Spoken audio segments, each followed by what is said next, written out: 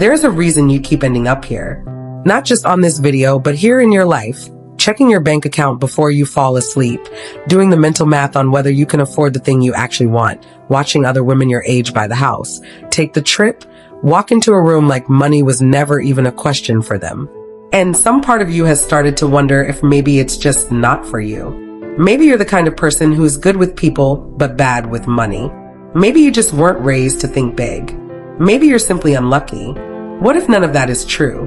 What if the real reason has nothing to do with luck, or intelligence, or even effort, and everything to do with something so deeply buried in you that you've never once questioned it because you didn't even know it was there? Louise Hay spent decades studying exactly this. Not budgeting, not investing. The actual root of why some people seem to attract money effortlessly, while others work twice as hard and stay stuck in the same place. And by the end of this video, you're going to understand something about your own relationship with money that most women go their entire lives never seeing. So let's start where it actually begins. Not with your bank account, with a sentence. A sentence you heard so many times growing up that you stopped hearing it at all. It just became part of the wallpaper of your mind. Something like money doesn't grow on trees, or we can't afford that, or people like us don't get things like that. Maybe nobody ever said it directly. Maybe it was just the tension in the room every time a bill arrived, or the way your mother's face changed when she opened her purse in a checkout line. Children don't need words to absorb a belief. They absorb tone. They absorb fear. And once that fear is absorbed, it doesn't stay in childhood. It grows up with you, quietly, wearing your clothes, sounding like your own voice in your head. Here's the part nobody tells you. That belief didn't just shape how you think about money. It shaped how much money you allow yourself to receive. Louise Hay talked often about the idea that our subconscious mind doesn't distinguish between what's true and what's familiar. It simply tries to keep us safe by keeping us the same. And if the same means watching every penny, feeling guilty when you spend on yourself, or secretly believing that wanting more makes you greedy, then your subconscious will work quietly and relentlessly to keep your life matching that belief. Not because you're lazy, not because you're bad with money, because some part of you is still trying to protect a little girl who learned that wanting more wasn't safe. And here's where it gets serious, because this isn't just about whether you can afford a vacation. This belief, I shouldn't want more than I need, bleeds into everything. It's the reason you undercharge for your work and then feel resentful when no one notices how much you give. It's the reason you say yes to things you can't afford because saying no feels selfish, but you can't bring yourself to invest in something for your own growth without spiraling into guilt. It's the reason that even when money does come in a bonus, a gift, an unexpected return, it seems to evaporate almost immediately, as if your bank account has some invisible ceiling it refuses to grow past. You're not imagining that ceiling. It's real. It's just not made of anything you can see. Let me tell you about a woman. We'll call her Maya, because so many women are her. Maya is talented, genuinely, undeniably good at what she does. She's been freelancing for years, and clients love her work.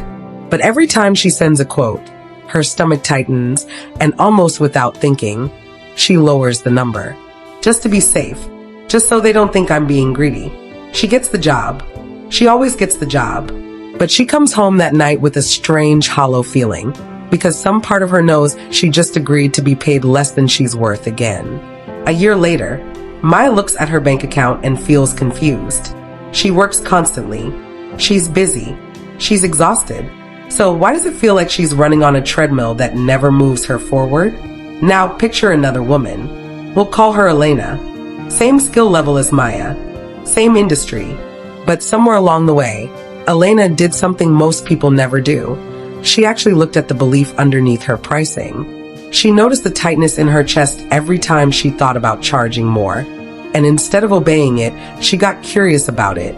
She started asking herself, quietly in the mirror each morning, what would it feel like to believe I deserve this? Not in a forced, fake it till you make it way, but gently, the way you'd reassure a frightened child. Over months, something shifted. Not overnight. But Elena started raising her rates. Clients didn't disappear. If anything, they took her more seriously.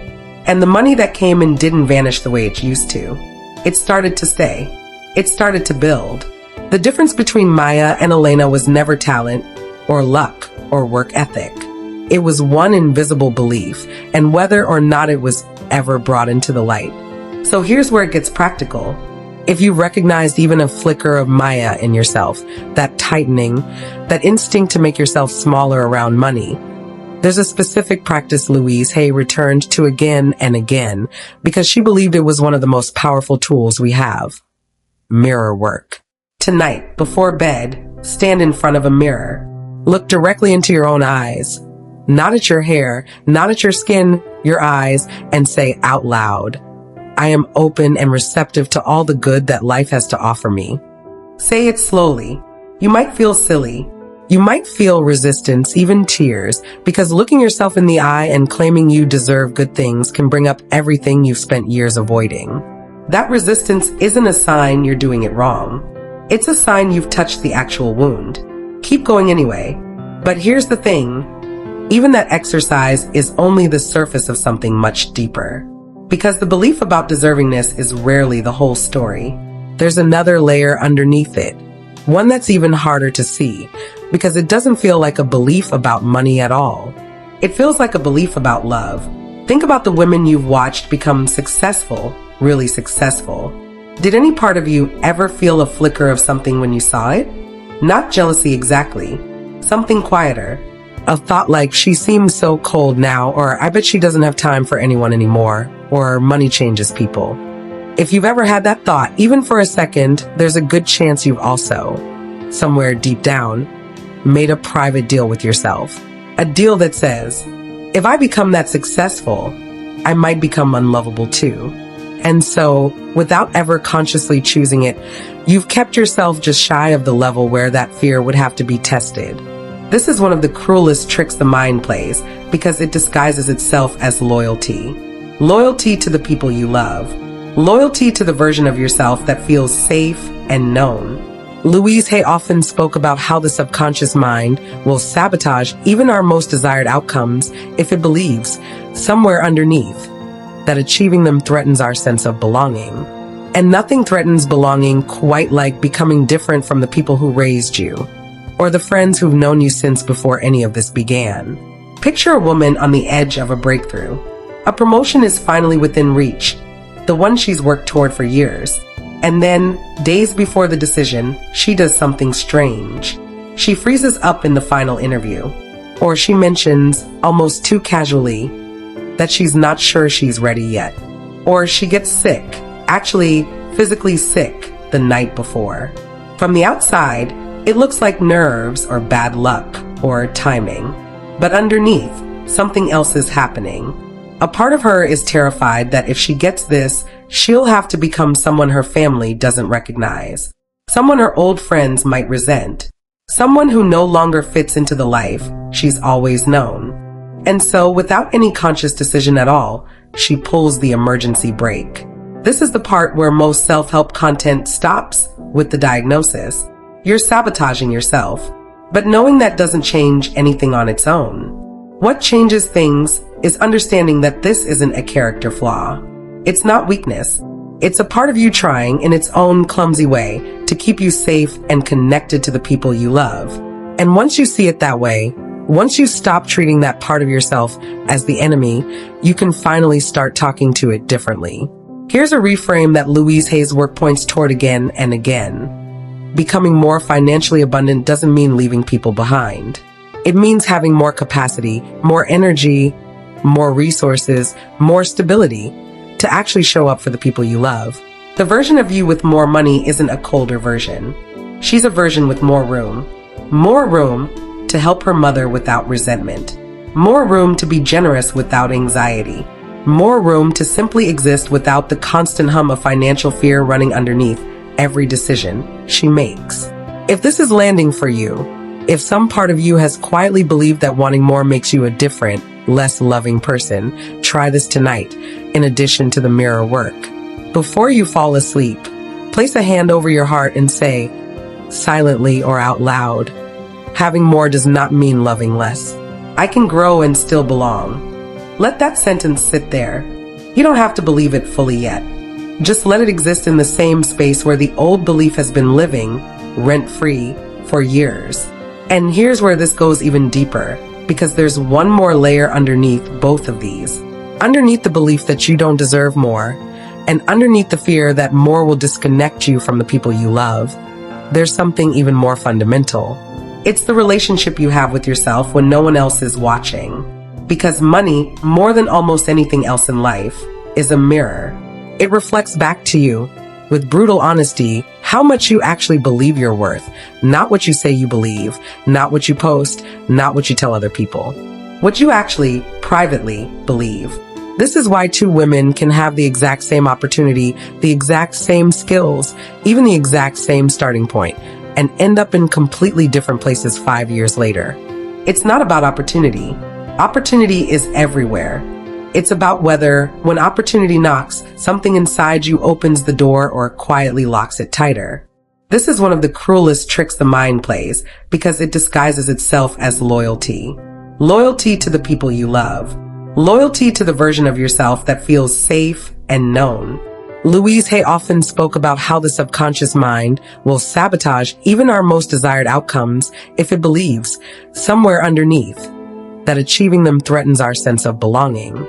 And nothing threatens belonging quite like becoming different from the people who raised you, or the friends who've known you since before any of this began. Picture a woman on the edge of a breakthrough. A promotion is finally within reach, the one she's worked toward for years.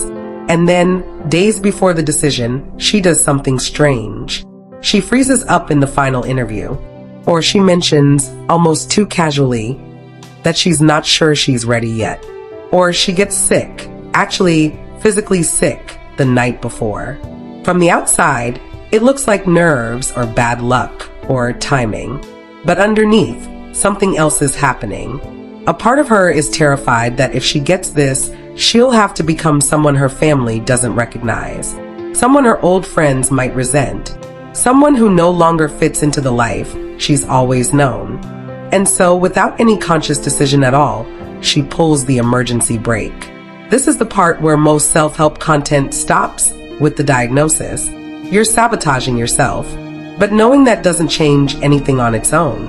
What changes things is understanding that this isn't a character flaw. It's not weakness. It's a part of you trying in its own clumsy way to keep you safe and connected to the people you love.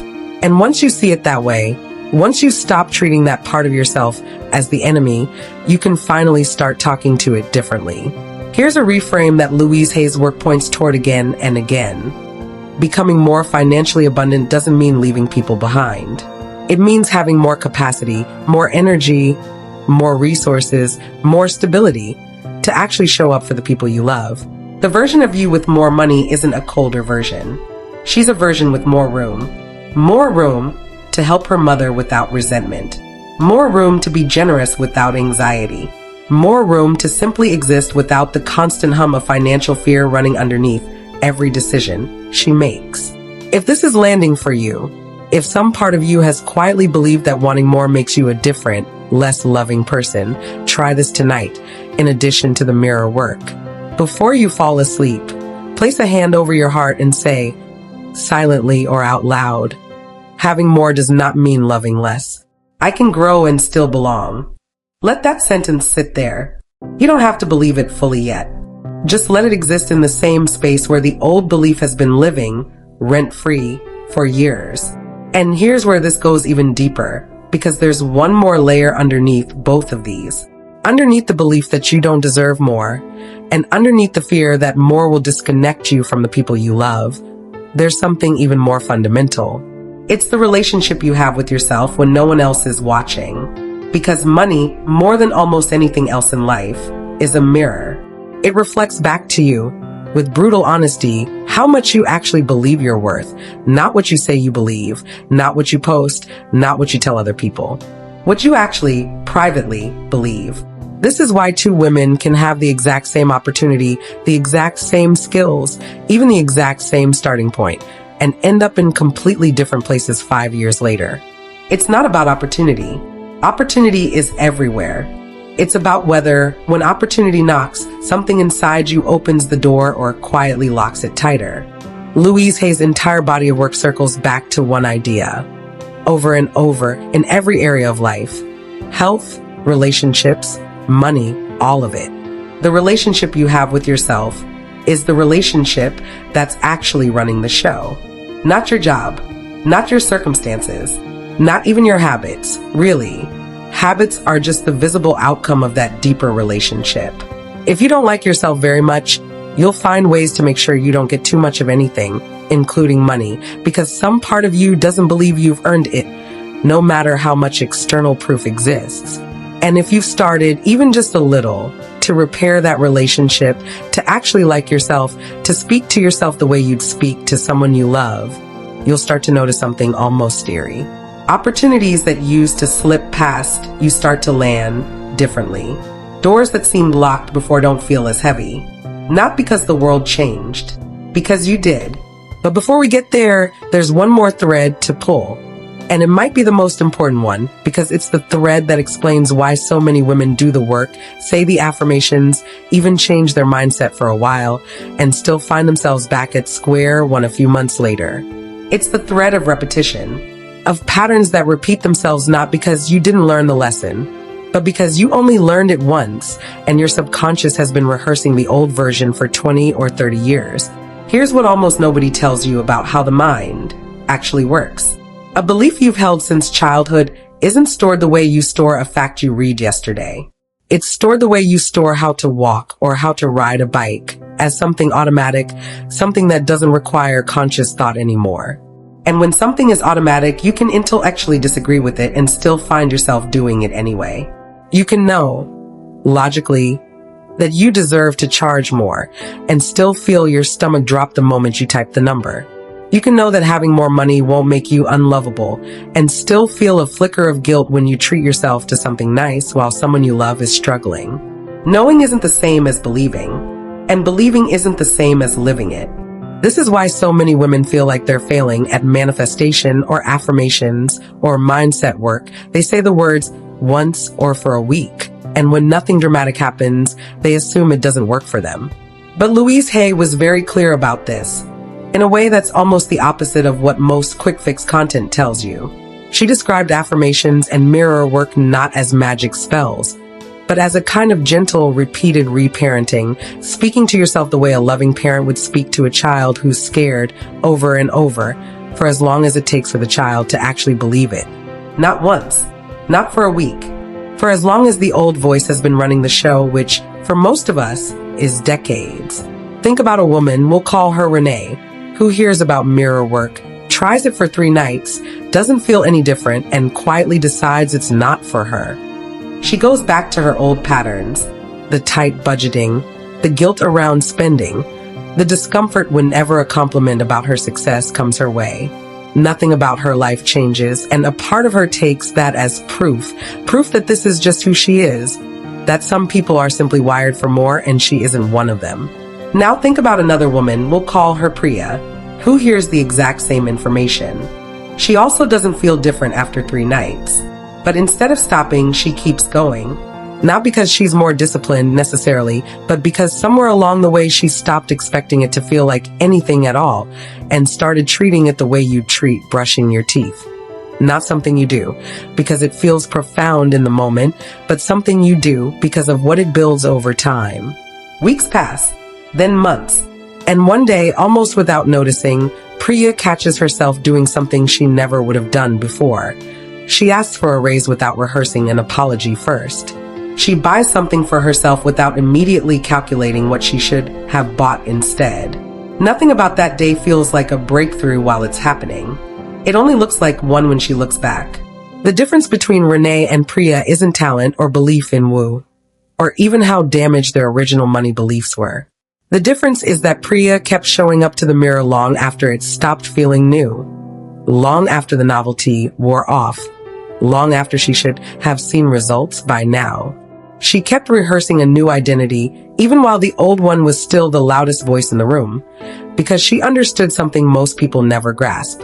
The old voice doesn't have to disappear before the new one can start being true. They can exist at the same time, and eventually, the one you keep feeding becomes the one that's running things. So if you've tried affirmations before, if you've stood in front of a mirror, said the words, and walked away feeling like nothing happened, that doesn't mean you failed. And it doesn't mean this isn't for you. It means you stopped at exactly the point where most people stop, which is also exactly the point right before things start to shift. The discomfort, the awkwardness, the feeling of this is stupid, nothing's changing, that's not evidence that it's not working. That's the old belief, still in charge, reacting to the fact that something new is finally being said in its house. So let's bring this all the way back to right now, to this exact moment, because everything in this video has been building toward one simple truth. The reason you're still where you are with money isn't a mystery, and it isn't bad luck, and it isn't because you haven't worked hard enough. You've probably worked harder than most people will ever know. The reason is that somewhere along the way, you absorbed a belief about deservingness, about love, about your own worth. And that belief has been quietly making decisions for you ever since. Choosing your prices, choosing your silence in salary negotiations, choosing again and again to make yourself just a little smaller than you actually are. But beliefs absorbed can be beliefs released. Not instantly, not with one video or one affirmation said once and forgotten.